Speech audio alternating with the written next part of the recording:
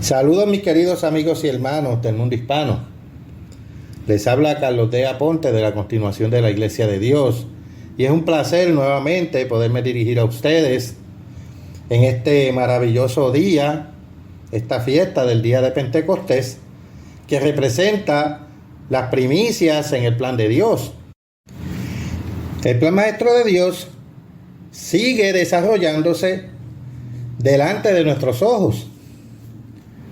Y como antes he mencionado, tenemos 7 fiestas anuales enumeradas en el capítulo 23 de Levítico, el cual estas representan el plan de salvación que el Todopoderoso tiene para el hombre. Y Dios instituyó estas fiestas para recordarle a su iglesia año tras año cómo Él está desarrollando su estupendo propósito para nuestra vida. El propósito de convertirnos en miembros espirituales de su familia divina que gobernará el universo. Y de eso estaremos abundando un poquito más adelante. Entonces, la Pascua es el comienzo y es el primer paso en el plan maestro de Dios para el hombre.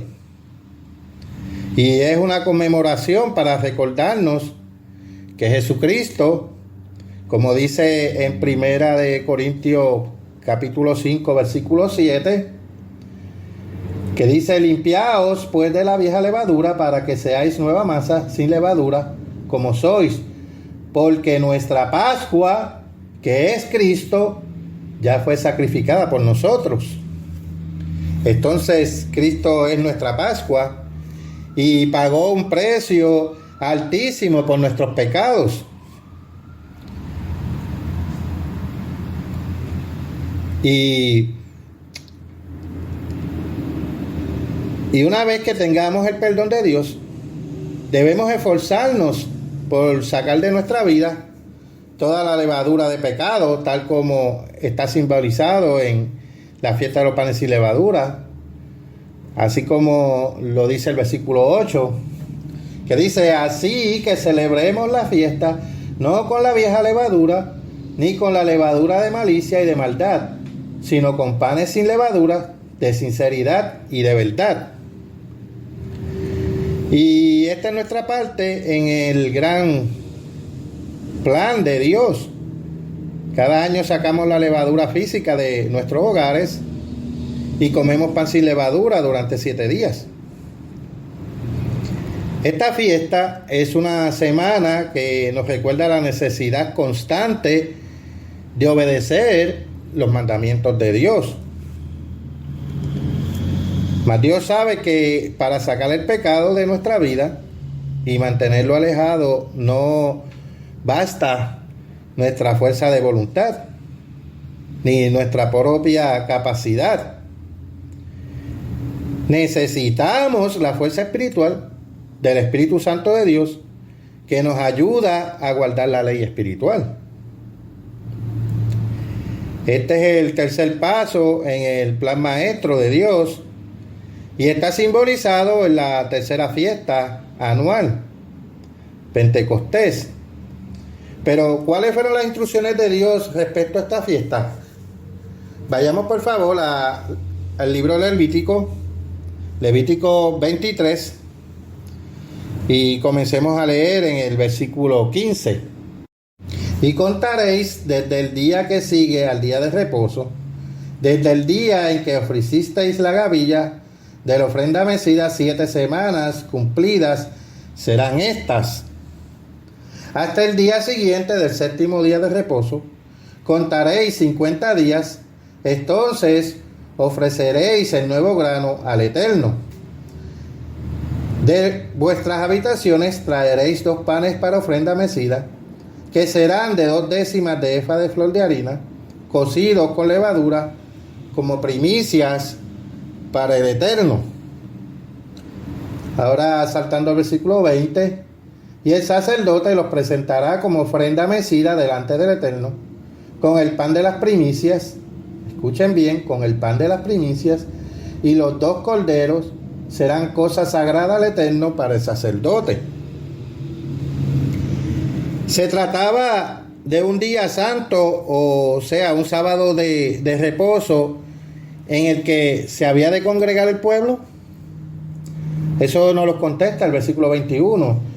Y nos dice: y convocaréis en este mismo día santa convocación, ningún trabajo de siervo haréis, estatuto perpetuo en donde quiera que habitéis por vuestras generaciones.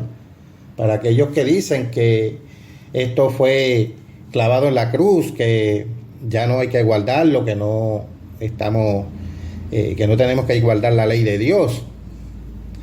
El pueblo de Dios había de guardarlo anualmente para siempre. Ya lo leímos, hermano. Por eso acentué estatuto perpetuo.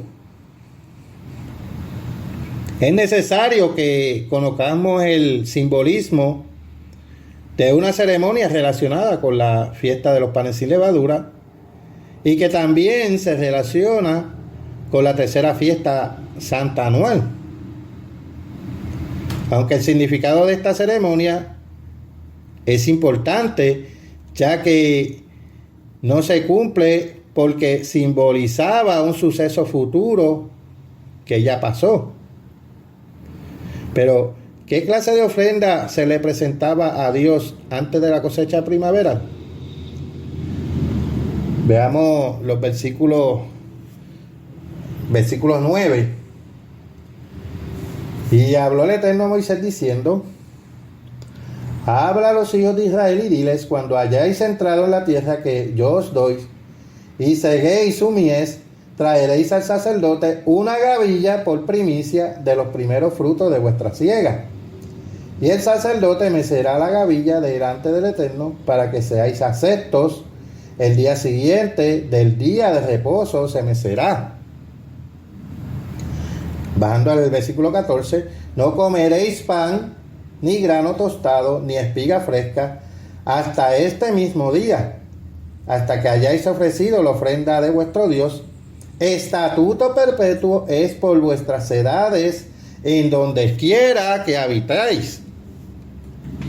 Como explicamos, Dios estableció sus fiestas de acuerdo con las 2 cosechas anuales en la región de Palestina. Él se vale de estas cosechas como símbolo de las 2 cosechas espirituales dentro de su plan maestro. Y la primera cosecha en aquella región es la del primavera, cosecha de granos relativamente pequeña que tiene lugar después de las lluvias invernales. Y antiguamente comenzaba el día en que se ofrecía la gavilla mecida y terminaba justo antes de la fiesta de los primeros frutos o de las primicias, que los pueblos de habla griega llamaban Pentecostés. Pentecostés es una palabra griega que significa 50. Y a finales del verano y comienzos del otoño se recoge la segunda cosecha, pero esta es mucho más abundante. Esta viene después de las lluvias primaverales tardías en Palestina y antiguamente terminaba antes de la fiesta de los tabernáculos. Estas cosechas físicas nos ayudan a entender que Dios no está tratando hoy con la mayoría de los habitantes del mundo. Dios no está salvando al mundo entero hoy. Dios está llamando a algunos poquitos que conformarán parte de su gobierno cuando Él venga. Durante este periodo entre la vida terrenal de Cristo y su segunda venida, como mencioné, Dios está llamando solo a unos pocos a su iglesia. Por lo tanto, la fiesta de la primavera nos recuerdan que todos los llamados por Él para convertirse en sus hijos engendrados espiritualmente a partir de la primera venida de Jesucristo son las primicias o primeros frutos. Veamos eso en Santiago capítulo 1 versículo 18. Pasemos allá, por favor. Quise decir Santiago capítulo 1, versículo 18. Y este dice: Él, de su voluntad, nos hizo nacer por la palabra de verdad, para que seamos primicias de sus criaturas. Entonces, el pequeño comienzo de su cosecha espiritual de hombres. Más tarde Dios llamará a miles de millones de personas a la salvación para que también se conviertan en miembros de su familia. Y esto está representado por las fiestas otoñales, que corresponden a una temporada de cosecha más abundante. Y como leemos en Levítico 23, los días de panes sin levadura ocurren al comienzo de la cosecha primaveral. Muchos granos sembrados en la primera temporada han alcanzado ya su completa madurez y están dando frutos listos para ser cosechados. La recolecta primaveral comenzaba de la siguiente manera: por la mañana, el primer día de la semana, domingo, durante los días de panes sin levadura, se le llevaba al sacerdote una gavilla de cebada recién cortada para presentársela a Dios. Y esta era la ofrenda mecida y representaba lo primero de las primicias. Y ofrecida esta gavilla podía empezar la recolección de los frutos. La cosecha de primavera terminaba unos 50 días más tarde, cuando el pueblo se reunía a celebrar la fiesta de las primicias, dando gracias a Dios por los primeros frutos que les había dado aquel año. Ahora veamos los versículos 15 al 17 del capítulo 23 de Levítico. Y dice: y contaréis desde el día que sigue al día de reposo, desde el día en que ofrecisteis la gavilla de la ofrenda mecida, 7 semanas cumplidas serán estas. Si pueden ver que esto se hacía después del día de reposo. La gavilla se mecía el día de reposo, pero dice: contaréis desde el día que sigue el día de reposo, desde el día en que ofrecisteis la gavilla de la ofrenda mecida, 7 semanas serán cumplidas. Hasta el día siguiente del 7º día de reposo contaréis 50 días, entonces ofreceréis el nuevo grano al Eterno. De vuestras habitaciones traeréis 2 panes para ofrenda mecida, que serán de 2 décimas de efa de flor de harina, cocidos con levadura, como primicias para el Eterno. Ahora el versículo 21. Y convocaréis en este mismo día santa convocación, ningún trabajo de siervo haréis. Estatuto perpetuo en donde quiera que habitéis por vuestras generaciones. Pero, ¿qué relación tiene esto entre la ofrenda de la gavilla mecida y nuestro Señor Jesucristo? Pasemos a 1 Corintios 15:20 y veamos quién fue el primero que resucitó de la muerte y entró a formar parte de la familia de Dios. 1 Corintios 15:20. Mas ahora Cristo ha resucitado de los muertos, primicias de los que durmieron es hecho. Entonces esto nos dice aquí que Jesús fue el primer fruto de las primicias en la cosecha espiritual de Dios. Y eso está expreso ahí en el mismo versículo. Pero ahora pasemos a Colosenses capítulo 1, versículo 18. Colosenses capítulo 1, versículo 18. Y Él es la cabeza del cuerpo, que es la iglesia. Él, que es el principio, el primogénito de entre los muertos, para que en todo tenga la preeminencia. Por lo tanto, hermanos, los cristianos engendrados del Espíritu son las primicias en el plan maestro de Dios. Como dice Santiago capítulo 1, versículo 18, ahora pasemos a Romanos capítulo 8, versículo 23. Y no solo ella, sino que también nosotros mismos, que tenemos las primicias del Espíritu, nosotros también gemimos dentro de nosotros mismos, esperando la adopción, la redención de nuestro cuerpo. Cuando Cristo resucitó, Él tuvo que subir a su Padre en el cielo. Podemos ver esto en el Evangelio de Juan. Pasemos allá, Juan, capítulo 20, versículo 17. Jesús le dijo: no me toques, porque aún no he subido a mi Padre, mas ve a mis hermanos y dile: subo a mi Padre, a vuestro Padre, a mi Dios y a vuestro Dios. Y hermanos, ese mismo día, cuando Cristo regresó del cielo, sus discípulos lo palparon. Ahora pudieron tocarlo. Vamos a comparar esto con Mateo capítulo 28, versículo 9. Vamos a comparar esta cita con Juan capítulo 20, versículos 19 al 20 y 27 y 28.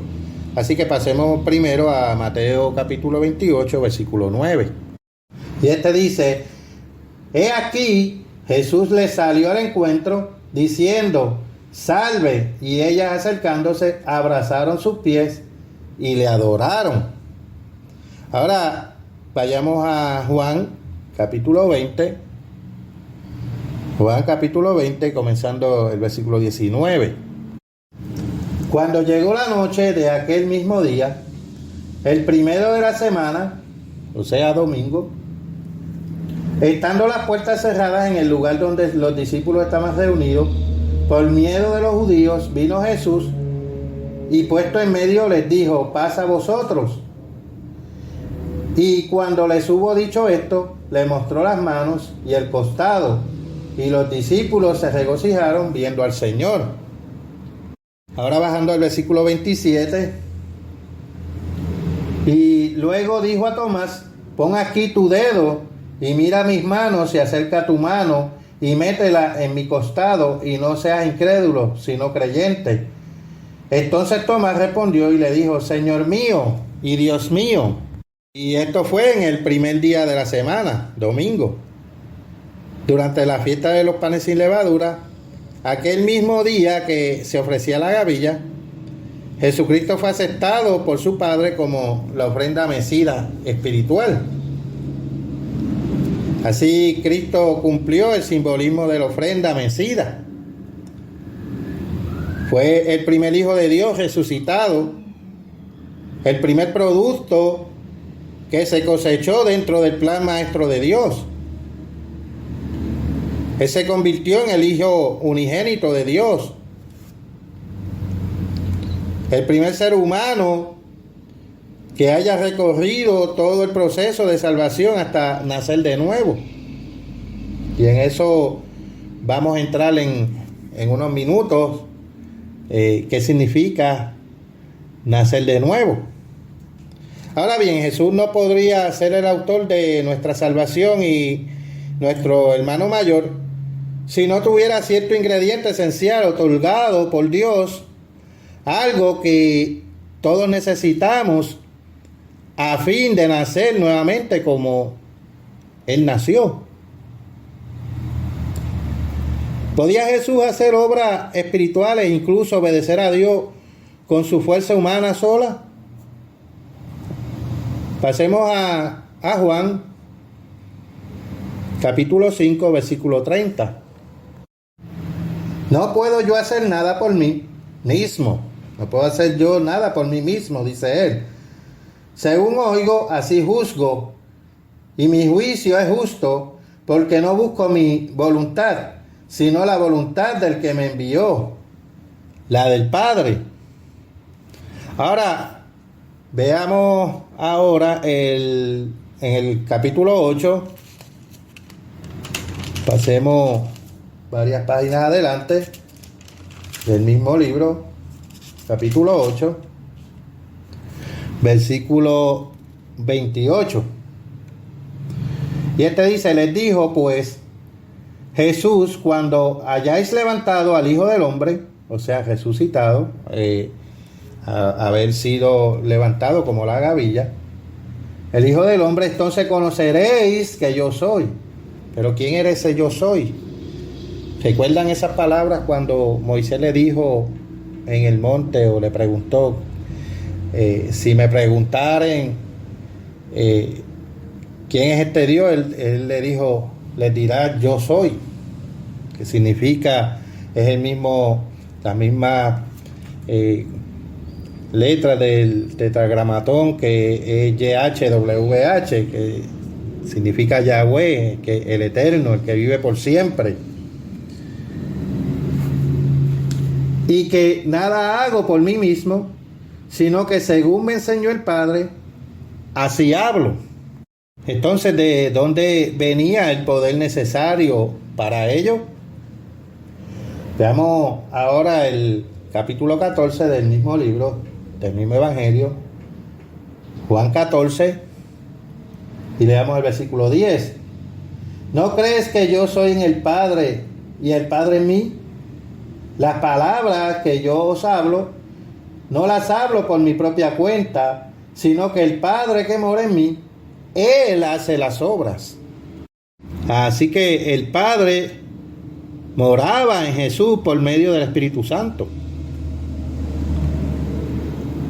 ¿Y qué fue lo que le prometió Jesús a sus discípulos? Bajemos al versículo 16. Y dice, yo rogaré al Padre y os dará otro consolador para que esté con vosotros para siempre. Entonces, ¿qué es este consolador? Ahora la misma Biblia nos contesta, versículo 17. El Espíritu de verdad, al cual el mundo no puede recibir, porque no le ve ni le conoce, pero vosotros le conocéis, porque mora con vosotros y estará en vosotros. El Espíritu de Dios ¿sería una ayuda para ellos? ¿Fue una ayuda para ellos? Bajemos al versículo 26. Mas el Consolador, el Espíritu Santo, a quien el Padre enviará en mi nombre, Él os enseñará todas las cosas y os recordará todo lo que yo os he dicho. El Espíritu de Dios había estado con los discípulos, pero ahora Cristo prometía enviarlo para que permaneciera dentro de ellos como había estado dentro de Él. Y es lo que hoy ocurre a aquellos que están dentro de su iglesia, bautizados y habiendo recibido el Espíritu Santo de Dios. Pero después de su crucifixión y resurrección, ¿volvió Jesús a repetir la promesa de enviar el Espíritu Santo? Ahora pasemos a Hechos capítulo 1. Hechos capítulo 1. Y vamos a leer el versículo 8. Pero recibiréis poder cuando haya venido sobre vosotros el Espíritu Santo, y me seréis testigos en Jerusalén, en toda Judea, en Samaria y hasta lo último de la tierra. Entonces, ¿dónde debían esperar los discípulos hasta para recibirlo? Eso podemos encontrarlo en el Evangelio de Lucas, capítulo 24, vamos a leer el versículo 49. He aquí, yo enviaré la promesa de mi Padre sobre vosotros, pero quedaos vosotros en la ciudad de Jerusalén hasta que seáis investidos del poder de lo alto. Ahora, volviendo nuevamente más adelante al capítulo 1 de Hechos, leamos el versículo 4 y 5. Y dice, y estando juntos, les mandó que no se fueran de Jerusalén, sino que esperasen la promesa del Padre, la cual les dijo, oísteis de mí. Porque Juan ciertamente bautizó con agua, mas vosotros seréis bautizados con el Espíritu Santo dentro de no muchos días. Entonces, hermanos, ¿qué día recibieron los discípulos del Espíritu de Dios? Ahora sigamos en el segundo capítulo de este mismo libro, Hechos 2, y vamos a leer del versículo 1 al 4. Cuando llegó el día de Pentecostés, estaban todos unánimes juntos, y de repente vino del cielo un estruendo como de un viento recio que soplaba, el cual llenó toda la casa donde estaban sentados, y se les aparecieron lenguas repartidas como de fuego, asentándose sobre cada uno de ellos, y fueron todos llenos del Espíritu Santo, y comenzaron a hablar en otras lenguas, según el Espíritu les daba que hablasen. Se convirtieron así en miembros de la Iglesia Espiritual de Dios. Pasemos a 1 Corintios, capítulo 12, y vamos a comenzar el versículo 12. Porque así como el cuerpo es uno y tiene muchos miembros, pero todos los miembros del cuerpo, siendo muchos, son un solo cuerpo, así también Cristo. Porque por un solo espíritu fuimos todos bautizados en un cuerpo, sean judíos o griegos, sean esclavos o libres, y a todos se nos dio a beber de un mismo espíritu. Además, el cuerpo no es solo miembro, no es un solo miembro, sino muchos. Así, el día de Pentecostés fue el día en que Dios envió su Espíritu para comenzar su iglesia, para engendrar y fortalecer a las primicias que Él comenzaba a llamar a su iglesia, representada simbólicamente por los 2 panes de la ofrenda mecida mencionado en Levítico 23, versículos 17 al 20.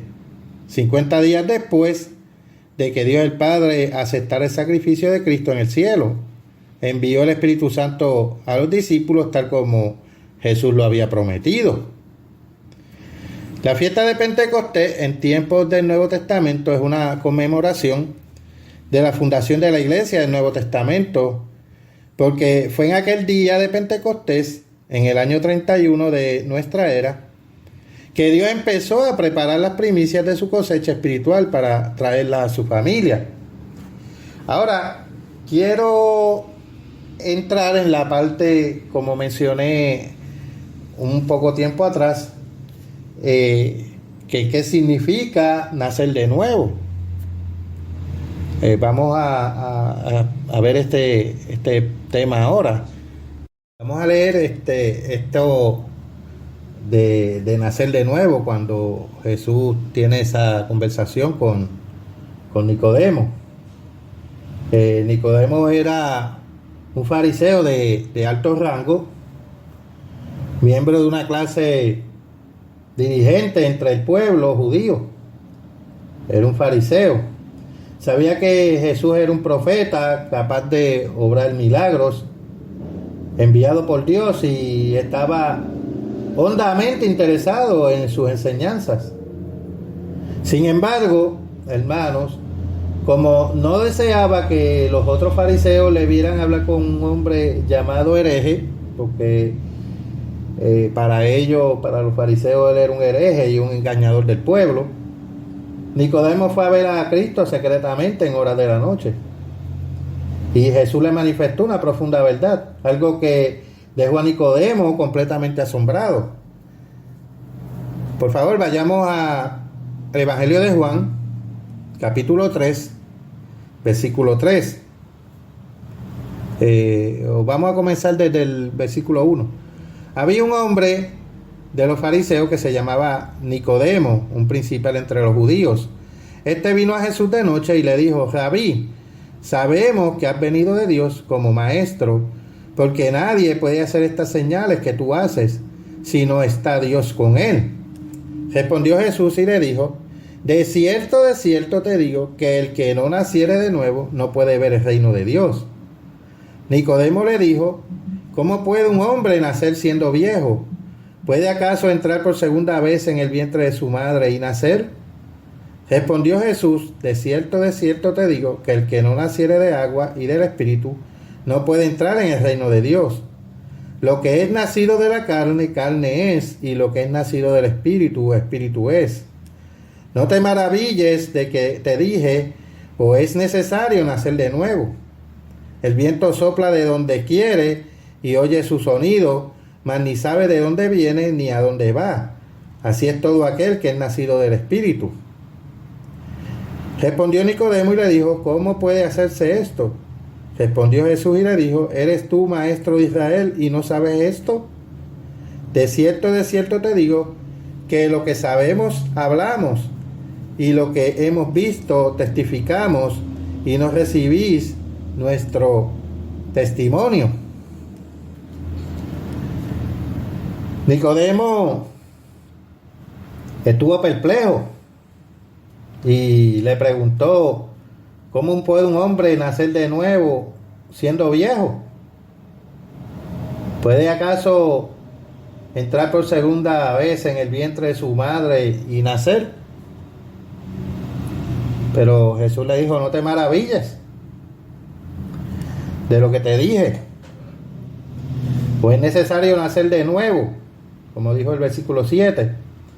Pero Nicodemo no pudo comprender de qué le hablaba Jesús. Como estamos hablando y leímos en el versículo 9, volvamos a leerlo. Respondió Nicodemo y le dijo: ¿cómo puede hacerse esto? Respondió Jesús y le dijo: ¿eres tú maestro de Israel y no sabes esto? De cierto te digo, que lo que sabemos hablamos, y lo que hemos visto testificamos, y no recibís nuestro testimonio. Si os he dicho cosas terrenales y no creéis, ¿cómo creeréis si os dijere las celestiales?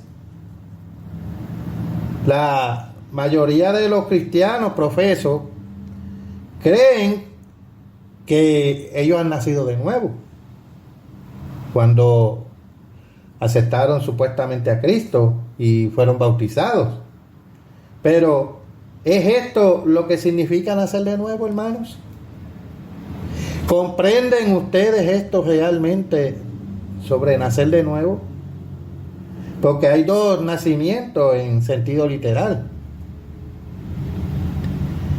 Nicodemo estaba tan familiarizado solo con el proceso del nacimiento físico. Por consiguiente, tuvo dificultad alguna en comprender a Cristo cuando le dijo: lo que es nacido de la carne, carne es. Pero a continuación, Jesús le explicó que los hombres necesitamos nacer de nuevo. No otra vez según la carne, no entrando una vez más en el seno materno como entendía Nicodemo. Cristo explicó que teníamos que nacer del Espíritu, nacer de Dios. En este segundo nacimiento, Dios tiene que ser nuestro Padre. Así como nacimos según la carne de padres humanos, de carne y hueso, hemos también de nacer del Espíritu de nuestro Padre espiritual y celestial. Se está hablando, pues, de dos clases diferentes de nacimiento. Uno físico y otro espiritual. Cuando ustedes nacieron de sus padres carnales, están compuestos de carne. Pero lo que es nacido del Espíritu, Espíritu es. Como dice Juan 3:6. Es decir, que ya no compuesto de carne, sino de Espíritu. No habrá sangre en el cuerpo de un ser nacido del Espíritu. Tampoco le será necesario respirar para vivir. Estará literalmente compuesto de Espíritu, hermanos, según lo declarado por Jesús.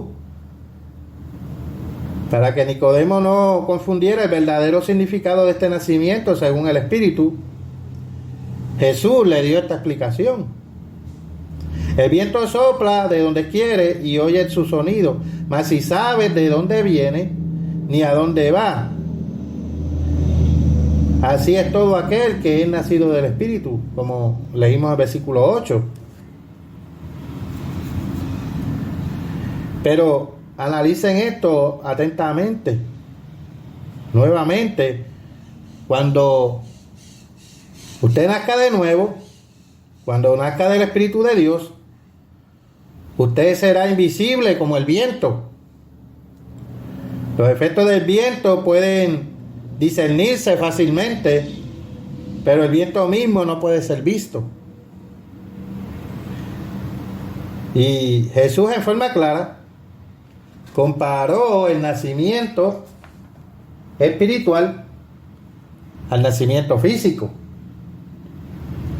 Este último es un prototipo de aquel. Los padres humanos transmiten a sus hijos una naturaleza física. Del mismo modo, cuando nos toque nacer de nuestro Padre Celestial, poseeremos en plenitud su naturaleza espiritual. Pero, ¿de qué es esa composición? ¿Cuál es la naturaleza de Dios? ¿Cuál es la composición de Dios? Pasemos a Juan, capítulo 4, versículo 24. Y este dice: Dios es espíritu, y los que le adoran en espíritu y en verdad, es necesario que adoren. Pero somos los hombres todavía, según muchos que en las iglesias tradicionales que dicen ser nacidos de nuevo. Pero veamos qué nos dice la misma escritura. Pasemos a 1 Corintios, capítulo 15, versículo 47. A ver de qué nosotros estamos compuestos. 1 Corintios, capítulo 15, versículo 47. El primer hombre es de la tierra, terrenal. Así que nosotros somos de la tierra. Y el segundo hombre, que es el Señor, es del cielo. Cual el terrenal, tales también los terrenales, y cual el celestial, también tales también los celestiales. Y así como hemos traído la imagen del terrenal, traeremos también la imagen del celestial. Pero esto digo, hermanos, que la carne y la sangre no pueden heredar el reino de Dios, ni la corrupción hereda la incorrupción. Así, hermanos, una de las grandes diferencias entre el reino de Dios y el reino hominal radica en el hecho de que Dios está compuesto de espíritu invisible, mientras que el hombre está hecho de carne mortal, del polvo de la tierra. Y antes de Jesús ser crucificado, ¿a qué estado le pidió Cristo a su Padre ser restaurado? ¿Qué le pidió él? Pasemos ahora al Evangelio de Juan, capítulo 17, versículo 5. Ahora pues, Padre, glorifícame tú al lado tuyo con aquella gloria que tuve contigo antes que el mundo fuese. Entonces, Cristo estaba destinado a compartir la gloria de su Padre en la familia de Dios. Pero, ¿cómo se manifiestan los cuerpos espirituales glorificados del Padre y de Cristo? Pasemos a Apocalipsis, capítulo 1, y vamos a leer los versículos 13 al 16. Y en medio de los 7 candeleros, a uno semejante al Hijo del Hombre, vestido de una ropa que llegaba hasta los pies y ceñido por el pecho con un cinto de oro. Su cabeza y sus cabellos eran blancos como blanca lana, como nieve, sus ojos como llama de fuego, y sus pies semejantes al bronce bruñido, refulgente como en un horno, y su voz como estruendo de muchas aguas. Tenía en su diestra 7 estrellas, de su boca salía una espada aguda de 2 filos, y su rostro era como el sol cuando resplandece en su fuerza. Y hermanos, el Hijo del Hombre, mencionado en este pasaje, es Cristo glorificado. Estar glorificado significa tener gran poder, brillantez e incorruptibilidad. El poder del Padre y de Cristo es tan inmenso que hace que los cuerpos espirituales brillen como el sol en el más alto grado de su intensidad, hermanos. Pero, ¿qué otra gran diferencia puede señalarse entre Dios y el hombre? ¿Cuál es la actitud característica y la integración general mental de Dios? Veamos Salmos, capítulo 99, versículo 9. Exaltad al Eterno nuestro Dios y postraos ante su santo monte, porque el Eterno nuestro Dios es santo. ¿Hay alguien que iguale la santidad de Dios? ¿Hay alguno? ¿Existe algo que iguale la santidad de Dios? Pasemos a Primera de Samuel, capítulo 2, versículo 2. No hay santo como el Eterno, porque no hay ninguno fuera de ti, y no hay refugio como el Dios nuestro. ¿Estiman ustedes que el hombre de por sí es santo, hermanos? ¿Creen eso ustedes, hermanos? Veamos aquí un par de escrituras. Romanos capítulo 3, comenzando el versículo 10. Como está escrito, no hay justo ni aun uno. No hay quien entienda, no hay quien busque a Dios. Todos se desviaron, a una se hicieron inútiles. No hay quien haga lo bueno, no hay ni siquiera uno. Sepulcro abierto es su garganta, con su lengua engañan. Veneno de áspides hay debajo de sus labios. Su boca está llena de maldición y de amargura. Sus pies se apresuran para derramar sangre. Quebranto y desventura hay en sus caminos, y no conocieron camino de paz. No hay temor de Dios delante de sus ojos. Ahora el versículo 23 dice: por cuanto todos pecaron y están destituidos de la gloria de Dios. Ahora vayamos varios capítulos más adelante, el capítulo 8. Capítulo 8, versículo 7. Por cuanto los designios de la carne son enemistad contra Dios, porque no se sujetan a la ley de Dios, ni tampoco pueden.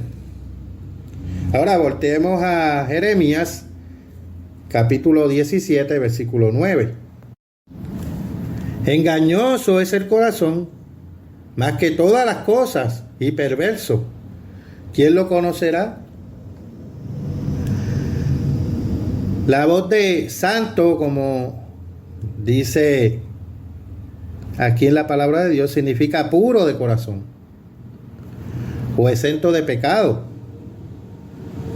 Las dos personas que realmente componen la familia de Dios poseen una actitud y una mentalidad espirituales, santas, inmaculadas de pecado.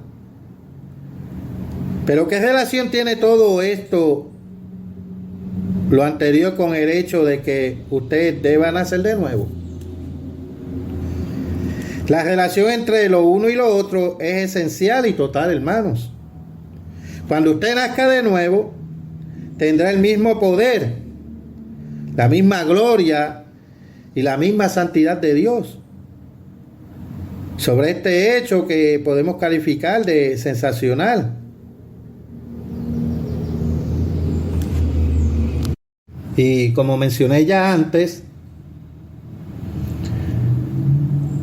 hay dos cosechas. La primera, que es la de ahora, pero después va a haber una segunda cosecha en la que el mundo va a conocer el reino de Dios. Pero nosotros, los de la primera cosecha, si logramos mantener nuestro carácter y crear un carácter justo y perfecto delante de Dios,